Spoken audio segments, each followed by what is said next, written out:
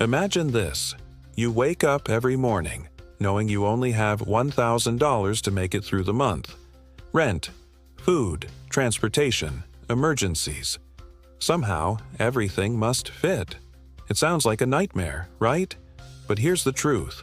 Millions of people do this every single day. And the craziest part? Some of them are not just surviving, they're thriving. In this video, you're going to discover exactly how to budget with only $1,000 per month. Step by step, dollar by dollar. No fluff, no theory. Just practical strategies that you can apply today, even if you're starting from scratch. And if you stick with me until the end, I'll show you a secret. Most budgeting experts never tell low-income earners, something that can completely shift your financial future even on a shoestring budget. First, let's address the elephant in the room. $1,000 a month isn't much. In fact, for many people, it feels impossible. But before you panic, let's get one thing straight. Budgeting isn't about limitation. It's about control. When you learn to take control of every dollar, you take back your power. So the first step is understanding your real costs. Not what you think you're spending, but what's actually going out every single month. Pull up your bank statement. Get a piece of paper or a spreadsheet and list everything. Rent or housing, utilities, transportation, food, minimum debt payments. Most people forget how much those small things add up. But with only $1,000, there's no room for vague numbers. Clarity is survival. Now let's talk about housing, the biggest monthly expense. Ideally, housing should take no more than 30% of your income. That means if you make $1,000, your rent should be $300 or less. You're probably thinking, that's impossible in today's market. And honestly, in many cities, it is. But here's where creativity becomes your superpower. House sharing, renting a room instead of an apartment, finding subsidized housing, or even negotiating rent with services like cleaning or maintenance. These are all real strategies people use. If you're paying more than 40% of your income on rent, you're not just struggling, you're bleeding money every month. So cutting housing costs becomes your number one mission, even if it means moving, downsizing, or sharing a space with others. Once housing is under control, the next major category is food. This is where most low-income budgets get destroyed. Takeout, vending machines, last-minute grocery runs, they drain your money fast. But with just $100 a month, you can still eat healthy, filling meals. The secret? Meal planning. Buy in bulk. Choose staple ingredients like rice, beans, oats, pasta, frozen veggies, eggs, and peanut butter. Use a slow cooker or instant pot to make large meals and portion them through the week. Cut out drinks, snacks, and anything prepackaged. It might not be exciting, but it will keep you fed and focused. And here's a bonus tip. Learn one-pot meals. They save time, money, and dishes. Next up is transportation. If you live in a walkable city, you're lucky. But if not, this category can easily eat your budget. Car insurance, gas, repairs, it adds up. Ask yourself, do you absolutely need a car? If not, sell it and take the bus, ride a bike, or carpool. If you must keep it, get liability-only insurance, keep your tires inflated, and avoid unnecessary driving. The goal here is to spend no more than $100 on transportation monthly. It's tight, but it's possible when you eliminate trips that aren't essential. Remember, the point of budgeting on $1,000 is survival with dignity, not comfort. The comfort will come later, once you're in control. Let's talk about bills. Electricity, water, internet, maybe a prepaid phone. These are essentials, but they must be minimized. Start by cutting out any subscriptions, Netflix, Spotify, unused. Apps, they're luxuries right now. Get the cheapest phone plan available. Or switch to a free Wi-Fi-based calling service like Google Voice. If your internet bill is high, ask your provider for a low-income plan or consider splitting the cost with a neighbor. Unplug devices when not in use, switch to energy-efficient bulbs, and only run appliances during off-peak hours. You'd be surprised how much these changes shave off your monthly bills. When you're living on $1,000, every cent matters. Now let's get to the emotional side.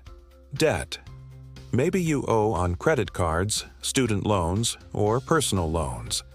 The truth is, on a $1,000 budget, you won't be aggressively paying off debt, but you can keep it from growing. Always make the minimum payments. Automate them if you can, so you never miss one. If collectors are calling, communicate with them.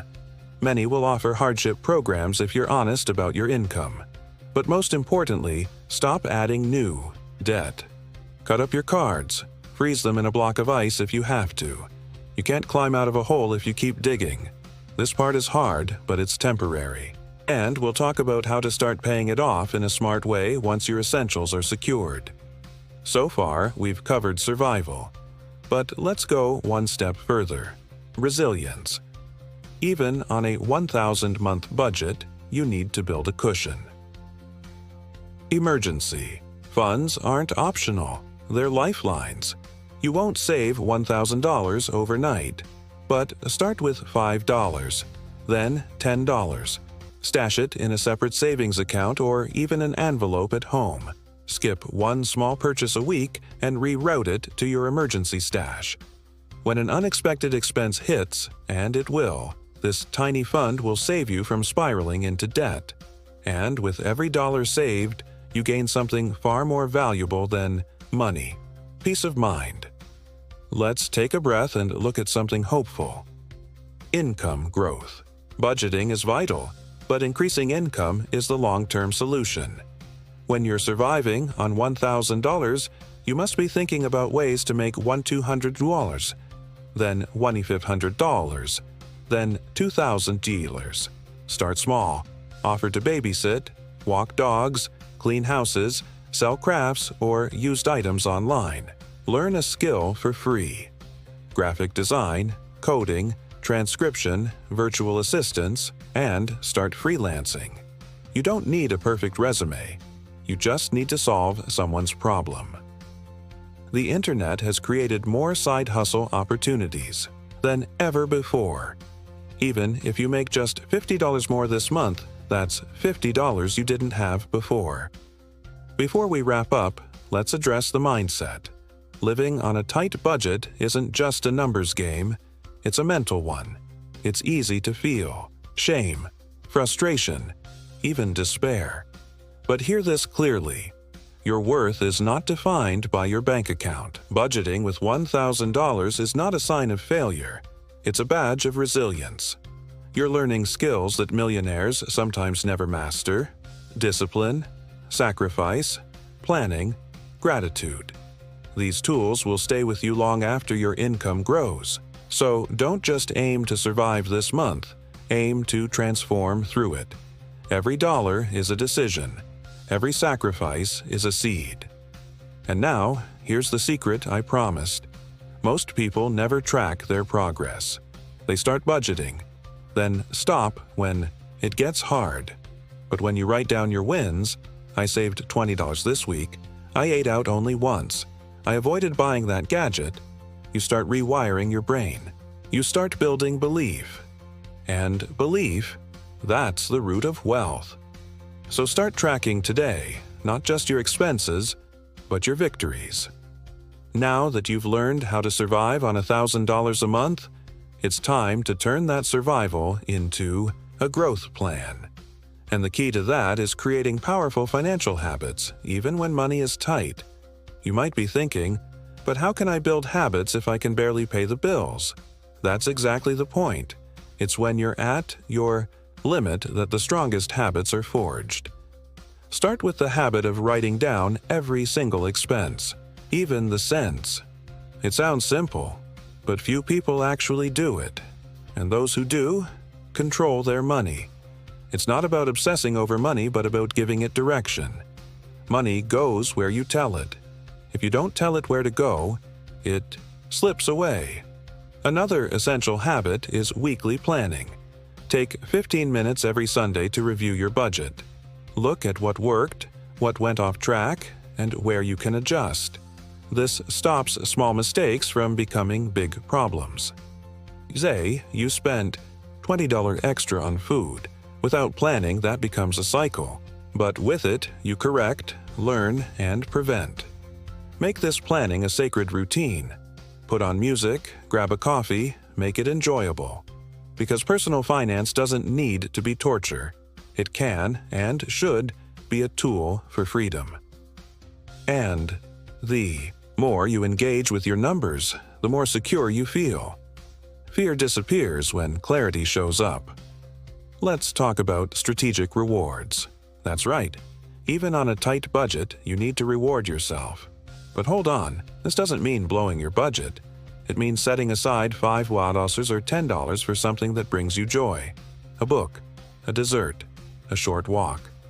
This controlled reward keeps your mind motivated. Without it, the process feels like punishment. And no one sticks to a plan that only punishes. Motivation comes from balancing sacrifice and enjoyment. If you saved money, stuck to your plan, avoided debt, celebrate. Small wins build big results. And the more you associate discipline with the feeling of reward, the more your brain cooperates.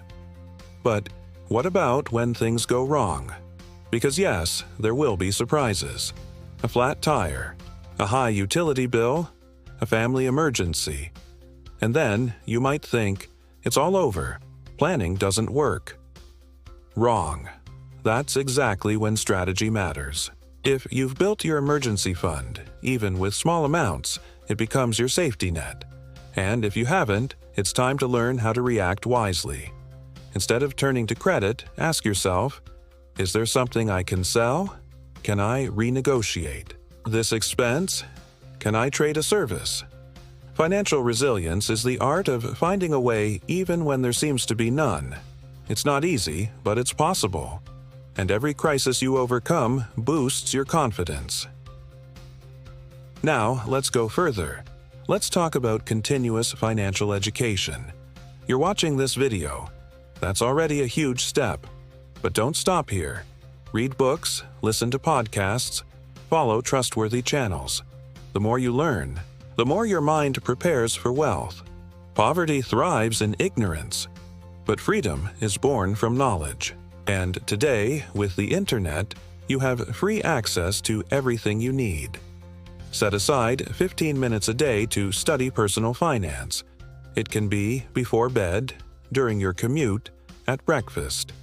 This habit changes your life, because the right information at the right time can turn ordinary decisions into extraordinary breakthroughs. We also need to talk about clear goals. When money is tight, it's easy to live on autopilot. You pay what you can, and the rest stays in limbo. But when you set a goal to save up for something, pay off a debt, build $500 in savings, everything changes. Because your brain craves purpose. It starts searching for creative ways to hit that target. And even if it takes time, just having a goal gets you out of inertia. Start with something small. I want to save $20 in 3 months. It sounds like nothing, but it's symbolic. Because if you can save 20, you can save 200. It's all a matter of training and mindset. Another crucial point that people rarely mention is who you spend time with matters. If you're surrounded by people who spend impulsively, rack up debt, and don't care about the future, guess what happens to you? Exactly. You get pulled into the same pattern. But when you surround yourself with people who talk about savings, goals, and financial growth, your mindset shifts. Find groups, forums, or friends with that energy. Share your goals, exchange ideas, learn from each other's mistakes and successes. The financial journey is lonely, only if you let it be. When you find a community, progress speeds up. And now, let's get to one of the most inspiring parts of this journey: the power of small beginnings. A lot of people give up because they think $1,000 is just too little. But what if I told you that some of the greatest wealth stories started with even less. People who sold candy on the street, who cleaned houses, who started with a single client. The difference between those who succeed and those who stay stuck isn't how much they made at the start. It's how much they commit to growing. If you stay disciplined, keep learning, and take consistent action, $1,000 can be the beginning of a brand new life. A life where you don't just survive, but choose your path forward. We've reached the end, and if you've stayed with me this far, you're already different from 90% of people. You want change, you want control, you want freedom, and that begins with a decision. Today, with $1,000. Tomorrow, with $2,000, then $5,000. It doesn't matter where you are now. What matters is where you want to go. And remember what we said at the beginning. Your budget is not a prison, it's a tool, a bridge, a game plan. Use it with intelligence, persistence, and faith. One day, you'll look back and be thankful you didn't quit, because you turned $1,000 into a new reality. If you enjoyed this video, leave a like, subscribe to the channel, and share it with someone who needs to hear this today. And if you want me to help you with more practical tips to earn more even with low income, drop a comment below, "I want to grow." See you in the next video. Until then.